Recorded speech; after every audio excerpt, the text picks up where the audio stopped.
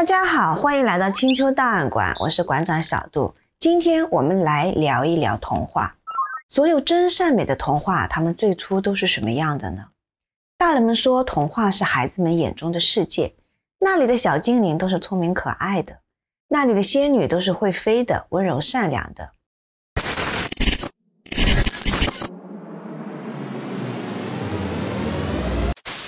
童话之所以是童话，因为孩子们世界里的真善美绝大部分都源于童话故事。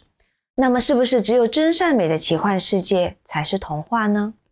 当初童话的诞生只是为了告诉孩子们这个世界的美好、善良和真诚吗？也许并不是这样的。如果我们细心的话，可以发现其实很多现在流传的童话版本里也有一些残酷的故事，他们不过用一些文学的手法描述的唯美罢了。当初的童话并不是我们今天看到的模样。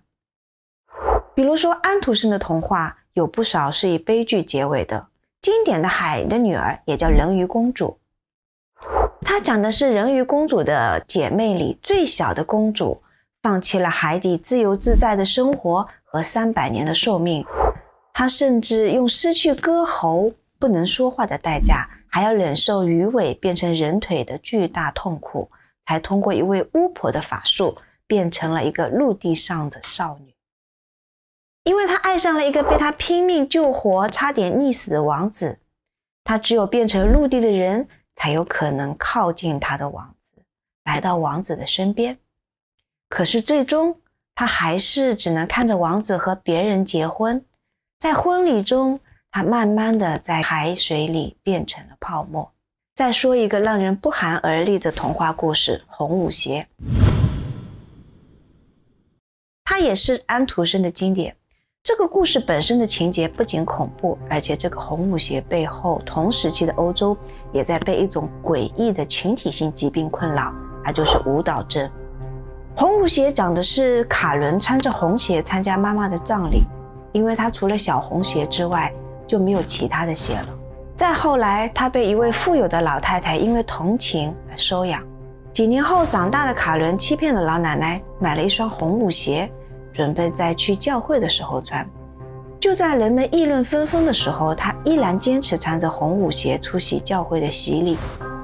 他在礼拜时忘记唱圣歌，心里不断地想着小红鞋，甚至连生病的老奶奶都不顾，穿着小红鞋去参加化妆舞会。结果卡伦遭到天使的惩罚，只能穿着小红鞋不停地跳舞，连恩伦奶奶的葬礼都没有能参加。卡伦就这样一路跳到一间屋子前，里面住着一位刽子手，他请求刽子手砍断他的脚踝。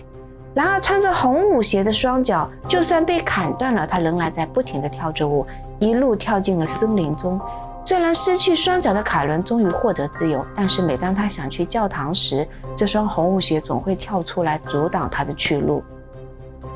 吓坏了的卡伦为了赎罪到牧师家去做义工。很久很久以后，天使终于出现了，在改过自新的卡伦面前宽恕了他的罪过，并且带着他升入了天堂。这是安徒生童话里最惊悚的故事。如果你的眼前闪现那双血淋淋的穿着红舞鞋的断腿在森林里跳舞，在教堂前拦着主人公的情景，你也会感觉恐怖。穿着红鞋参加葬礼的确不应该，但是有必要如此残忍吗？许多人都有这样的质疑，以前我们也觉得这部分有些诡异，因为当时我们还不知道清教徒严格的伦理和欧洲宗教改革的历史。不过不去谈宗教，从另外一个历史背景来说，其实安徒生的这个童话也是有着原型的。在安徒生生活的年代往前推300年，正是16世纪的欧洲。那个时候欧洲还没有完全从黑死病引发的瘟疫中恢复元气。当时的欧洲有2500万欧洲人被夺走了生命。然而随着全球化的进程，越来越多的欧洲之前没有见过的病菌也来到了这片大陆。一场新的瘟疫也正在酝酿中。在1618年的夏天，在古罗马斯特拉斯堡，现在属于法国，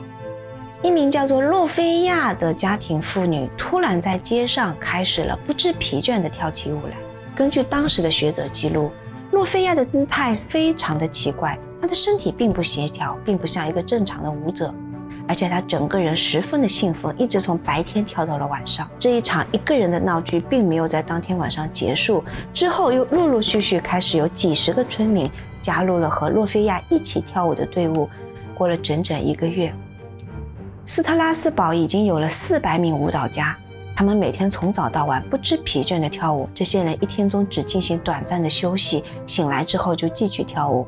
斯特拉斯堡的政府当局非常奇怪，他们最初认为这些村民都是被恶魔附体，因此强制把他们关进了修道院。但是随着病情的不断恶化，不断有人死去，情况也没有得到好转。后来在医生的建议下，最终排除了女巫、恶魔等宗教原因。再后来，当地的医生说，跳舞的人是因为热血病所导致，所以他们只要将体内的能量发泄而空，就能恢复正常。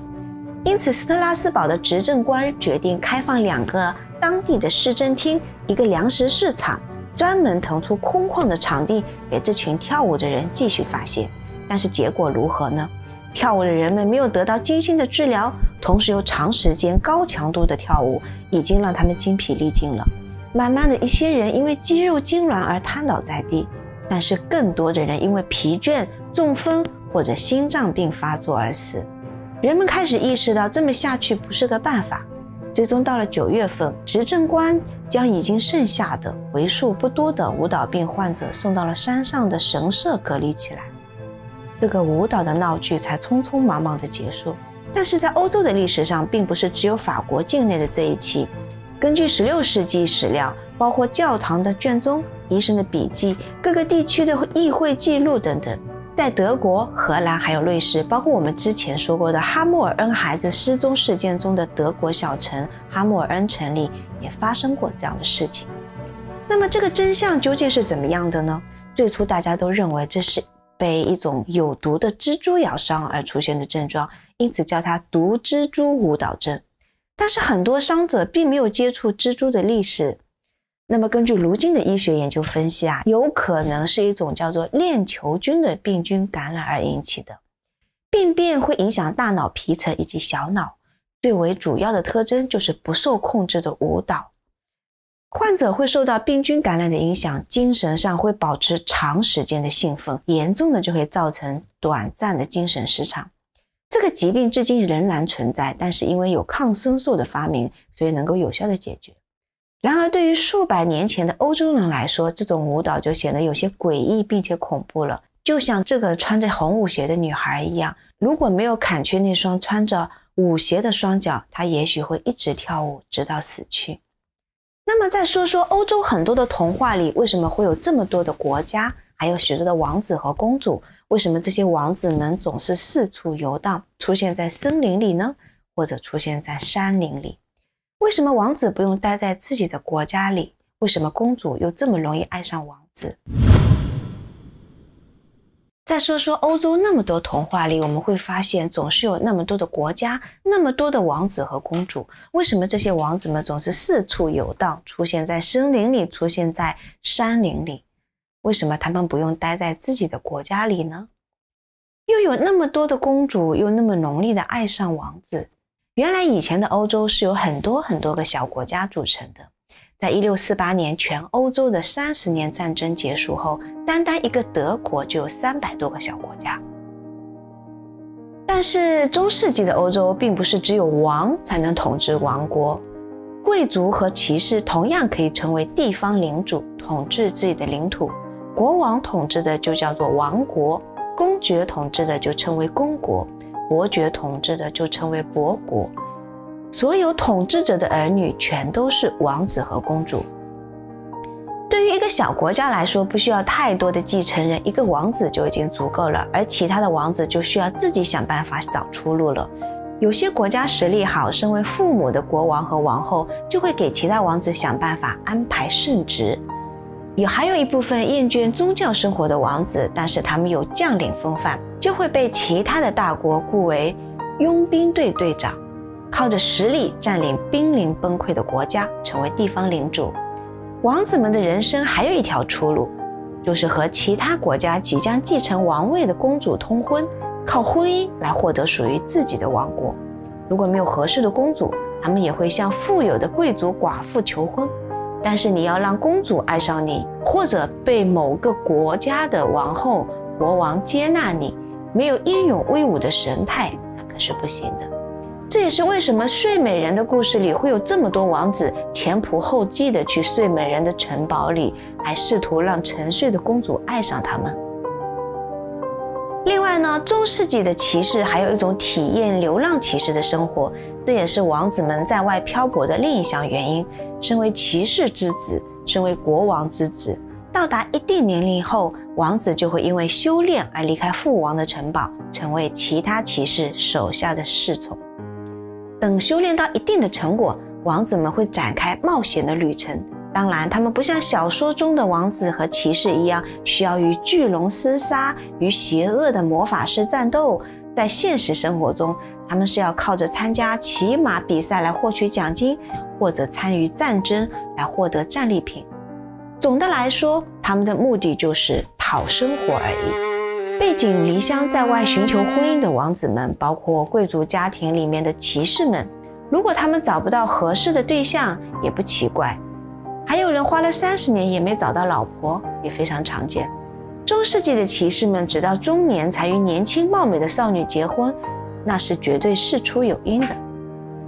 所以我们在童话故事中看到四处游荡的王子，其实就是身为次子或三儿子的王子们，他们在流浪骑士的生活中努力寻找自己的另一半。相反呢，为什么公主都是和王子才能结婚？在那些只有一个女儿的王国里，情况又如何呢？我们可以看一看瑞典的民间故事《玻璃山上的公主》来一探究竟吧。很久以前，有一位国王外出打猎时抓了一个小矮人回来，把他囚禁在监狱里。某一次国王出征，他吩咐下属看紧小矮人，不能让他逃跑。没想到王子却放走了小矮人。回到王国的国王勃然大怒，下令要杀死王子。不过在臣子们的帮助下，王子幸运地逃过死劫。逃走后的王子到了一个只有独生公主的国家，在当地成为牧牛人。公主长大后，该国国王为了寻找合适的准女婿，就举办了比武招亲大会。王子在小矮人的帮助和报答下参加了这一次比武大会。比武大会的任务是骑着马登上陡峭的玻璃山山顶，拿到公主手上的那颗黄金苹果。最后，牧牛人王子完成了任务，与公主成婚，从此过着幸福快乐的日子。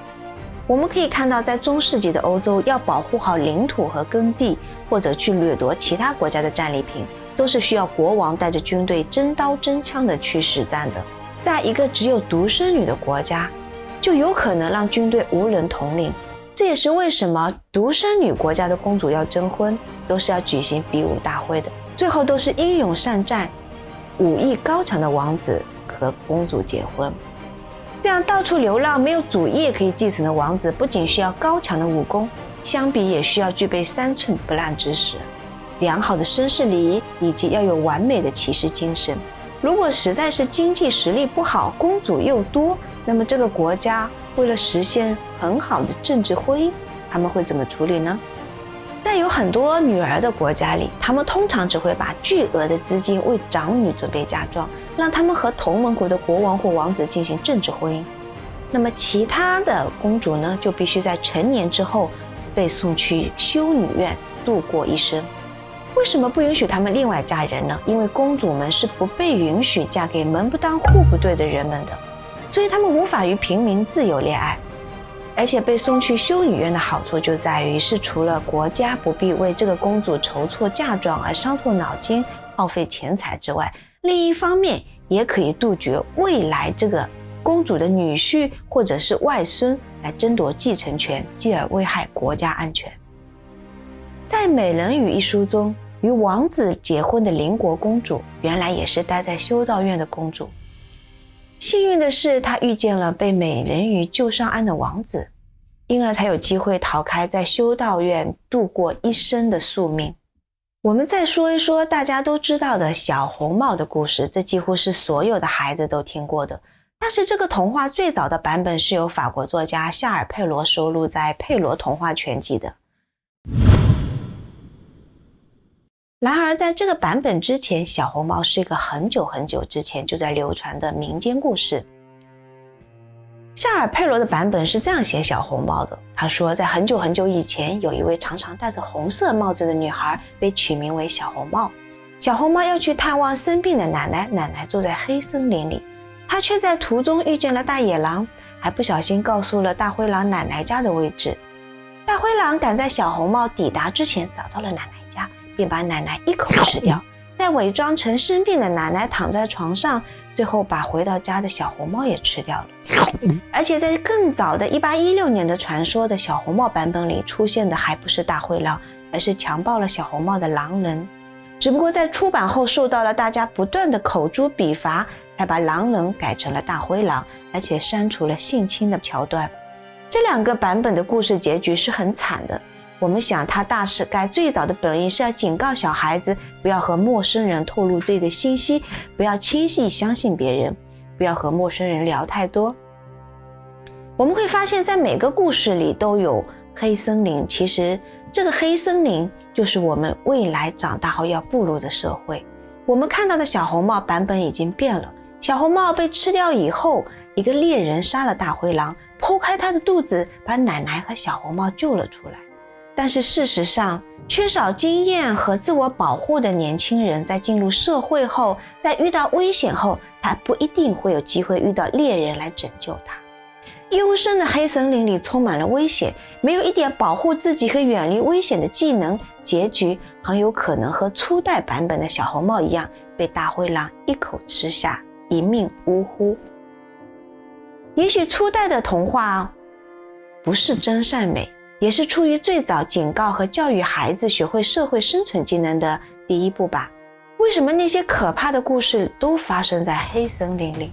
因为那是一片德国最大的森林山脉，主要位于德国南部的巴登符腾堡州。那里由于草木过于茂盛，就算白天阳光也照不进树林里，因此才被称为黑森林。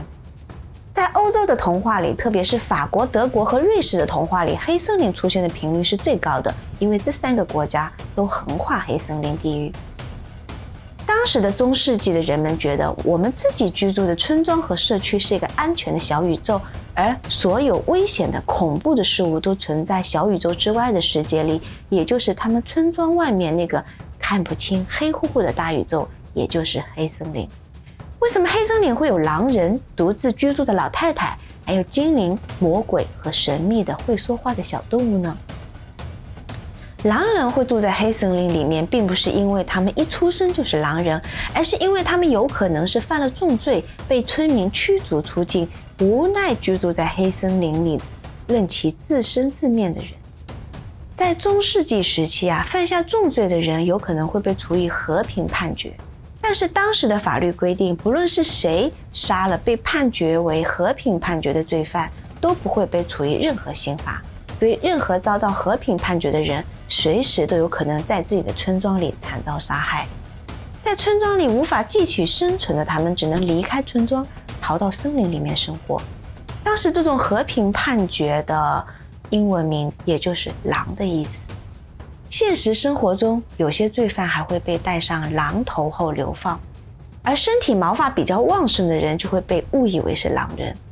在欧洲的童话甚至民间传说里，也有很多关于狼人的故事。那为什么小红帽的奶奶会独自居住在危险的黑森林里呢？因为她很有可能是一位被指控为女巫的老太太。我们之前说的视频里讲过女巫的飞行卵糕，说到有一些聪明的女人被指控为女巫，其实只是因为对于草药和急救偏方等民间医学非常了解。我们也有一期视频讲过，中世纪的女人如果独居或者年老，也比较容易被指控为女巫。当时的人们认为巫婆会抓走孩子，吃掉孩子，或是可以提炼出具有神秘力量的药物。如果最终没有被判决为女巫而绞死或者烧死，但是也没有洗清罪名的话，那么他们就有可能被村民驱赶出去，像狼人一样被赶进黑森林里，靠采集草药来维持生计。分享到这里，想起来一个经典的童话故事，就是灰姑娘了。灰姑娘最终通过遇到王子改变了命运，这是几乎每一个平凡的女孩都期待的美好故事。但是西欧的灰姑娘和法国到后来美国迪士尼电影里的灰姑娘却是两种完全不同的形象。有一个说法说，灰姑娘的传说最早来自中国的唐朝笔记小说。改天我们可以专门讲一讲东西方视角下的灰姑娘有着怎样不同的传说。感谢您来到青丘档案馆，我是馆长小杜，欢迎点赞、订阅以及点亮小铃铛，您的支持是对我们最大的鼓励。